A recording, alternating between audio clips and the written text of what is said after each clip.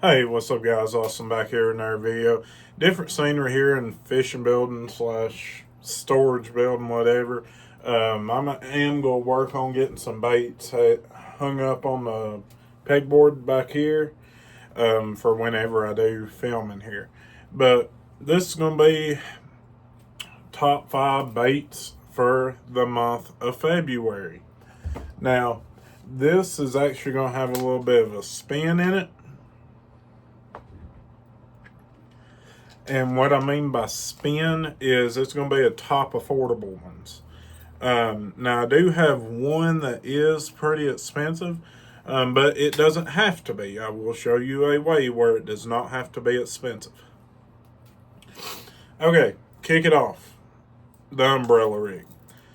A rig, umbrella rig, whatever you want to call it, chandelier rig, it's called many things. So each state has its own regulations. Here in Kentucky, you can throw 5 hooks. When you go down to Tennessee, you're only allowed 3 hooks. So, A rig. Now, you're probably thinking, hey, you said it wasn't going to be expensive. All A rigs is expensive. Yes, they are $13 to $15 for the Yum Flash Mob Junior. That's A rigs I use because they are the cheapest. But how can you save money throwing an A rig? So a lot of people use swim bait heads. That's perfectly fine. But if you want to save a little money, then you can use worm hooks for your swim baits. So what I mean by worm hooks is get you a size 1, just regular old worm hook, a size 1, or it can be a 1 on it, doesn't matter. So pretty much you're going to take your little swim baits here and Texas rig them onto your A rig. So there's the one I just done over here. Now, it also helps to come through trees and stuff like that. It helps you keep from losing them. Now, what I do suggest doing is get a pack of swim bait hooks and just putting one in the center.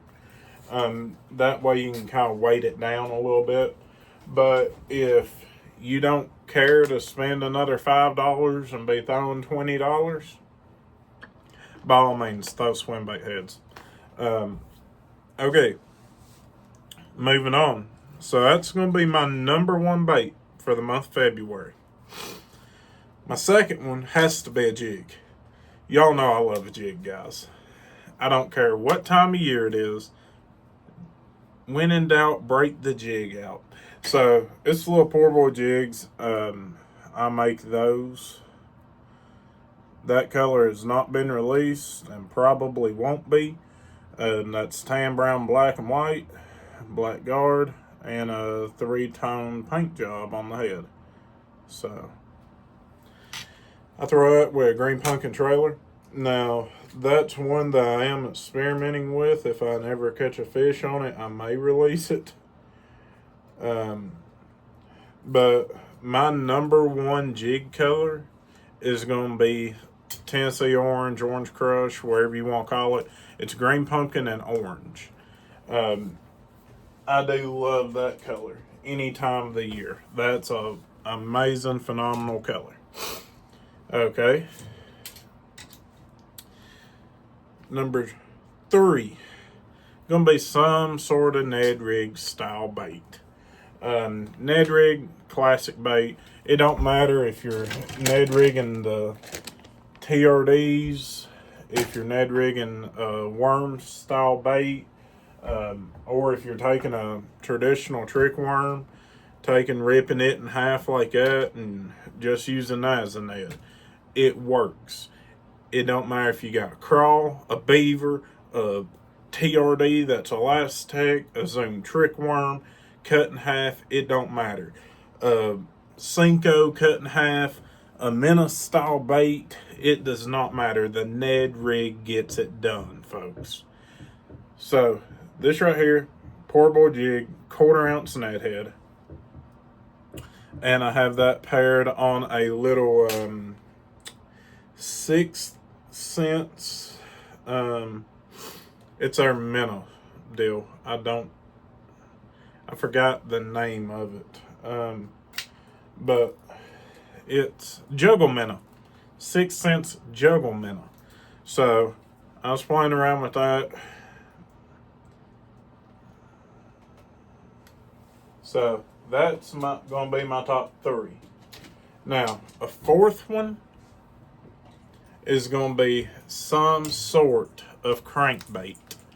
And the reason why I say some sort of crankbait is because the month of February is a difficult time to put content out, to hit certain seasonal patterns and everything like that. Especially with all this cold we've had. I mean, Florida's got snow. Louisiana has snow. Kentucky has snow. This first time I saw some of my lakes here in the state of Kentucky froze.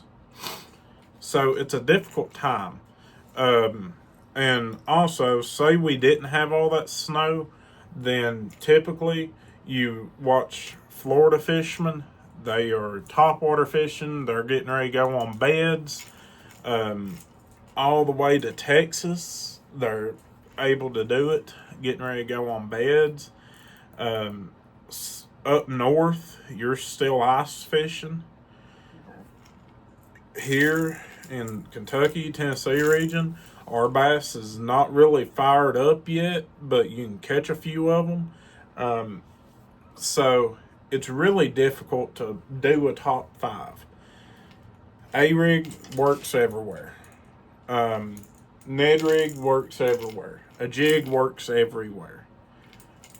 But when I say some sort of crankbait, it could range from a square bill 1.5 Strike King to a 6XD to a Spro rock crawler to a DT6, DT16. It's a slew of crankbaits. But the 2 I'm going to set aside for myself. So, some sort of crankbait is my pick. I'm going to cheat here a little bit. 2 of them, for me, I'm going to have a 6XD on and a Spro rock crawler. Spro rock crawler gets it done. That's my favorite crankbait ever made. I used to shy away from crankbait fishing since that Spro rock crawler came to market. I do not shy away. I will crank. Now, I may not be the best crankbait fisherman, but I will crank. And then my second pick is a Strike King 6XD. Between a rock crawler and a 6XD, I always have one on no matter what time of year it is. I have to. If I don't have both of those on a rod, then I feel like I'm not prepared. But 6XD, great summertime bait, but you can also use this to speed crank with. That's what me and Ethan was doing. Ethan's my fishing partner. We were doing that on Laurel New Year's Day with the 6XD. So you hear, if you watch Tactical Bassing, they talk about their tactical crank. You know, burn, burn, burn, pause, burn, pause, burn, burn, burn, pause, burn, pause. We was not doing that at all. We was chucking it out there, burn, burn, burn, burn, burn, burn, just fast as you go. And when them fish would nail it, they would nail it. I don't know why. I love the bite. But 6XD and rock crawler, between them 2 crankbaits, surely goodness you can find something. But if you are fishing shallower water, I would not eliminate the DT6, DT8, DT10, because that 6XD, I throw mine on 10-pound line. I can get it down to 20 foot easy, usually about 22 foot, depending on my cast. That Spro rock crawler I throw on 8-pound line. A lot of people throw 10 to 12. I do 8 to get it a little bit deeper. The box says 9 to 14 foot. Same way that 6XD says 19 and beyond. But that Spro rock crawler that dives supposedly 9 to 14 foot, I can fish it at 16, 17 foot. So that's why I have them 2. Okay. Now, bait number 5. This is going to be a toss-up, guys. So, I don't know if a lot of you all have live scope. If you don't have live scope, jerk bait. So, you're probably saying, man, this right here is an expensive lure. You expect me to go out here and buy a Lucky Craft or a Mega Bass? No. You can get an inexpensive jerkbait.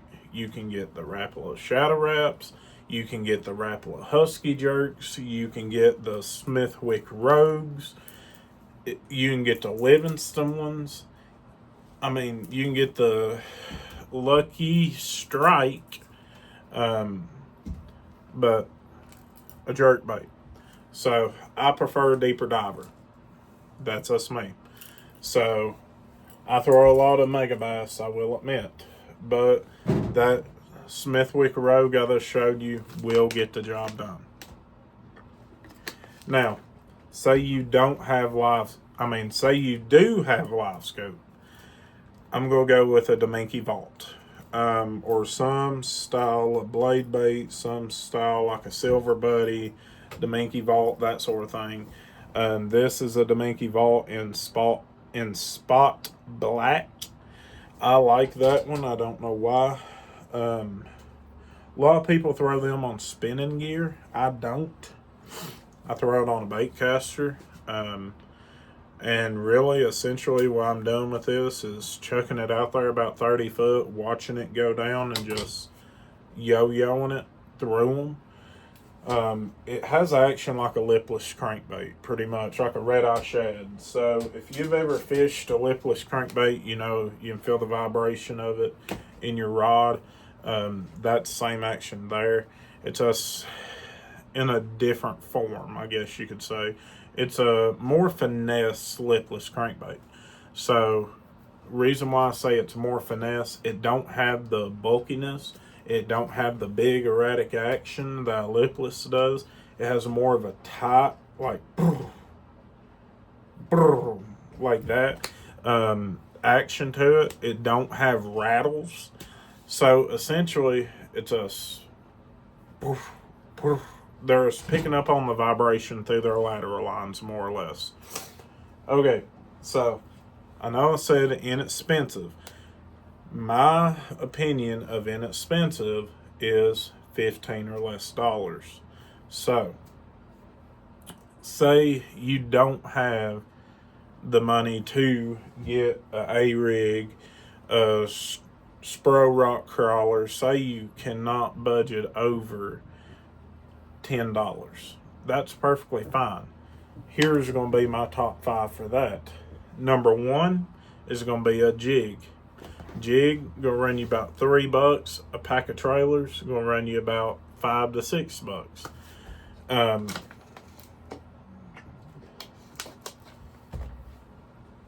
If you have live scope, that Deminky Vault is going to run you $6. The jerk bait's going to be added in there. That's about a $9 jerk bait. Okay. So then you have your Ned rig. Get you, Z-Man, fairly inexpensive. I think these $4.99, $5, and you get 8 of them. Here's why I do suggest not setting up, going and getting a cheap Senko, the Yum Dinger or whatever, because I'm going to show y'all something. They say, yeah, you can save money by cutting these in half. No, you can't, because one fish, watch this, rip, and then you're left with 3 broken pieces of nothing. But with the Z-Man,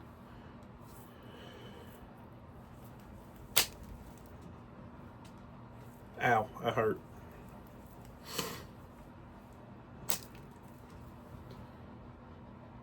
Fish after fish, and it stays perfectly straight. So you take your pick there. I understand $5 for a pack of 8. Not everybody wants to do that. When you can pay $3 for a pack of 8, but fish after fish, these little Z-Man TRDs will hold up. But do not leave them in the sun. You will have a gone. I left about 15 to 20 packs in my truck one day, and there went about $80. So, okay. So, back to the video. Jig number 1, jerkbait number 2, Ned rig number 3, number 4, still going to be a 6XD. And then, well, I won't say 6XD. I will say some sort of crankbait. You can go Bomber Model A, Bandit 2 and 300s, Strike King 6XD, Strike King 3XD, KVD 1.5, 2.5, 1.0, etc. So that's going to be number 4. Number 5 is going to be a little swim bait. So you're probably thinking, okay, so if an Ed rig made it and a swim bait both makes it, then can I use the same head? Yes, you can. It does not matter. Look at underwater footage. I don't care what head you have. I don't care how much you foul it. Them baits over time will not stand up like this. They're going to fall on their side. They're going to fall on their face and do everything. Me, I use the Poor Boy jig, Poor Boy swim bait head in the 1/8 ounce and 1/4 ounce head. It is a double ring round ball swim bait head. It's used for swim bait fishing, but you can still throw them elastic TRDs on it. You don't exactly have to have the Ned head, and it works just fine. Now, you're probably saying, well, what if I don't want to spend that amount of money in plastics? I get it. If you're a Sapon guy, if you're not a big fisherman, you just go here, there, and yonder, go to your local Walmart. That Yum Dinger, perfect. By all means, get you a pack of them. Because then you can do 2 things at once. Well, more than 2 things. You can weightless Texas rig, weighted Texas rig, wacky rig, cut them in half, make a Ned head, make a shaky head. Okay, so we'll say it's $3. You can get you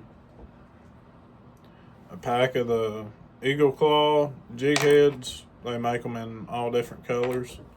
Get a pack of them, say $3, although I think they're like $1.96 now.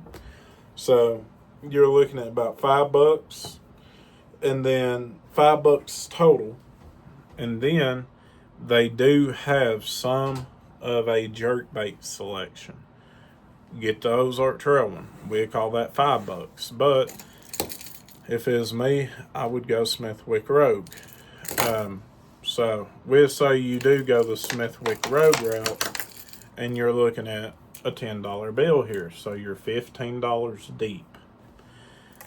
Get you a 6XD if you do have the rod to be able to throw a 6XD. If you don't, then they have got square bills.